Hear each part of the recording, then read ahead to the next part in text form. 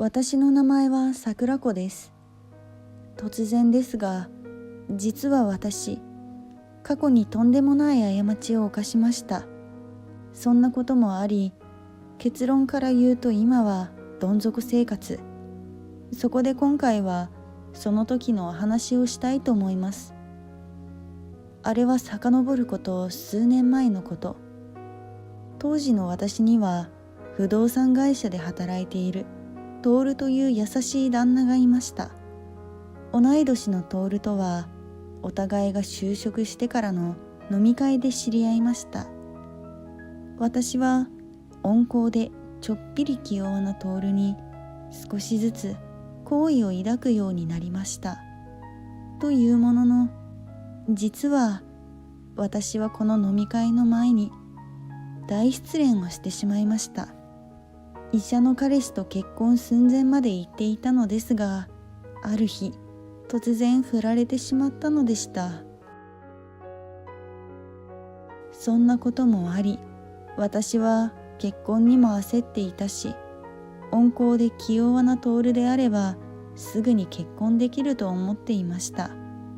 まあ不動産会社勤務ということもあり、そこそこお金も持っている。医者とまではいかないが、不動産会社であればインセンティブも高額。私も結婚適齢期ということもあり、徹で妥協しようと思った。もちろんそんな真実は徹には言わずに、いい子を演じてお付き合いをしてきました。そして言い方は悪いですが、正直なところ徹はちょろかった。すぐに騙されて私のことを大切にしてくれました。そんなこともあり、半年後に結婚を迫ると、徹はすぐに前向きに考えて、すぐにプロポーズをしてくれました。医者と結婚して玉残しという夢は叶いませんでしたが、こうして私は不動産会社の社員の妻となりました。給料はそこそこいいし、専業主婦にもならせてくれて、幸せな日々を過ごしていました。徹は仕事も家事も一生懸命、とにかく私のために必死に尽くしてくれました。休日には美味しい食事を作ってくれたり、話題のスポットや飲食店へと連れて行ってくれました。そして私の誕生日には豪華なホテルや高級旅館を予約してくれて、至れり尽くせりな旅行にも連れて行ってくれました。そんな日々が数年続きました。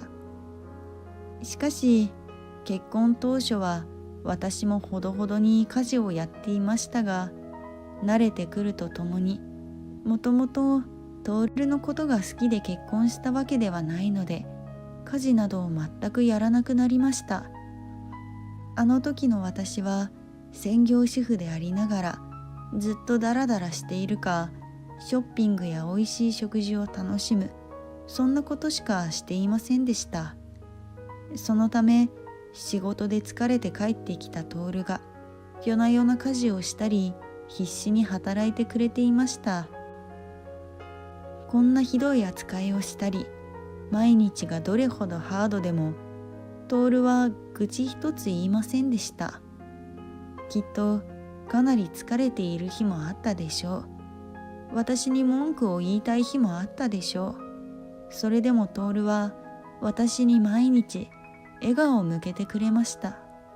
周りから見たら、こんな完璧な旦那はいない。私自身そう思っていましたし、周囲の友人もそう言ってくれて、いつも私は羨ましがられていました。しかし、そんなある日、突然元彼から連絡が来たのでした。そう、それは私が徹とお付き合いをする前に長年付き合っていた医者の元彼だったのです。しかもその内容が復縁を求めるような内容でした。大好きだった元彼からの復縁要求。私は迷わず会いに行きました。彼は大病院で立派に医者として活躍しているようでした。全身ブランド物で高級車に乗って現れた彼。あの頃と何も変わらず、とても魅力的でした。そんなことから私は元彼にどんどん惹かれていきました。というか、できることならずっと戻りたいとまで思っていました。もちろん私は既婚者。こんなことが許されるわけがありません。しかし、徹はどうせ気づかない。そんなおごりが私の中のどこかでありました。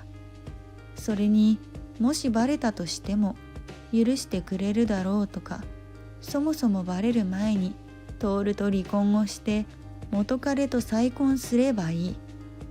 そんなことまで考えていました。元彼にも既婚者であることを話しました。しかし元彼も、所詮会社員でしょ。俺の方が100倍、いや1億倍いい男でしょ。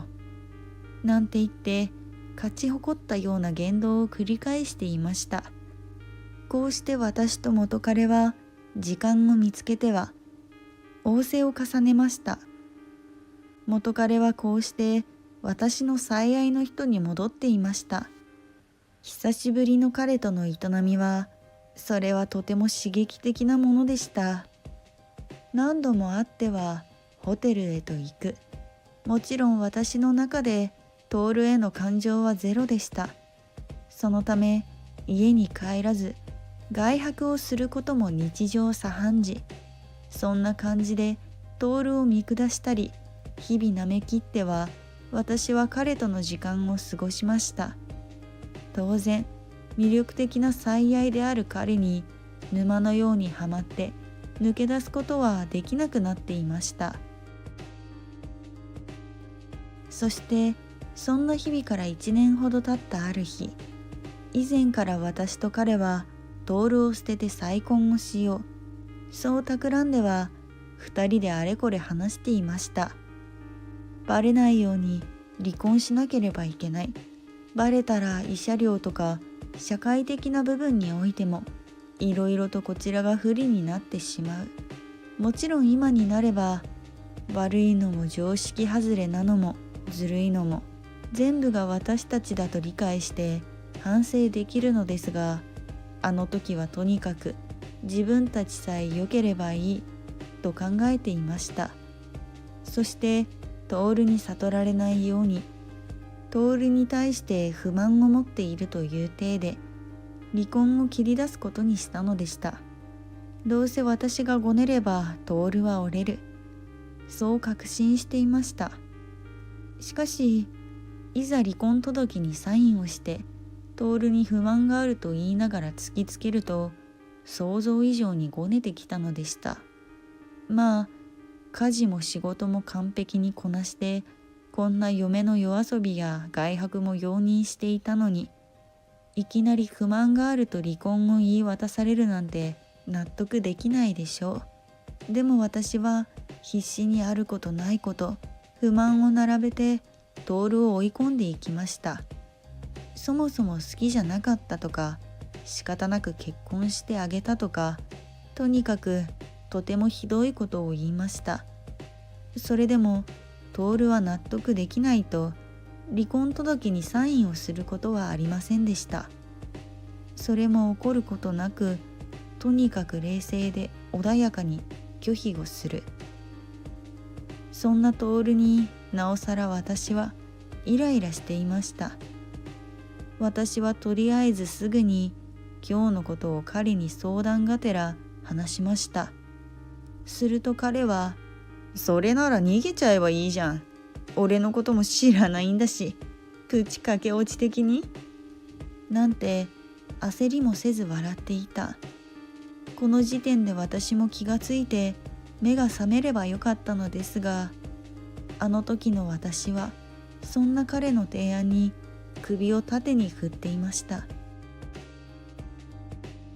そして数日後、私は徹がいない間に家を出て駆け落ちのような形で彼の家に転がり込みました。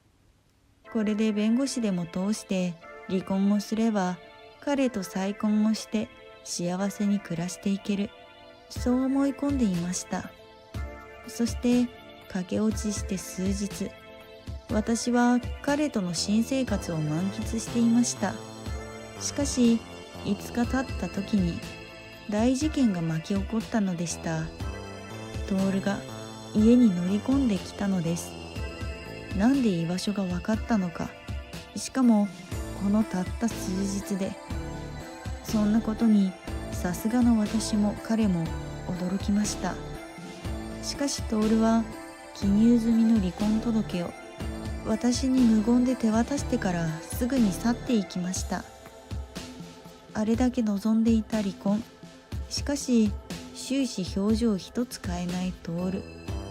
そんなただならぬ雰囲気が不気味でたまりませんでした。それと同時になんだか嫌な予感がしていました。そしてその嫌な予感というのが的中したのでした。実は徹は以前から私と元彼の浮気に気づいており、興信所なども使って居場所や仕事などいろいろと調査をしていたみたいでした。そして病院にもリークされたようで、この恥ずかしい出来事が広まったそうでした。さらに噂が噂を呼び、彼の違法行為なども次々に内部告発で発覚。自業自得といえど精神的に病んでいく彼。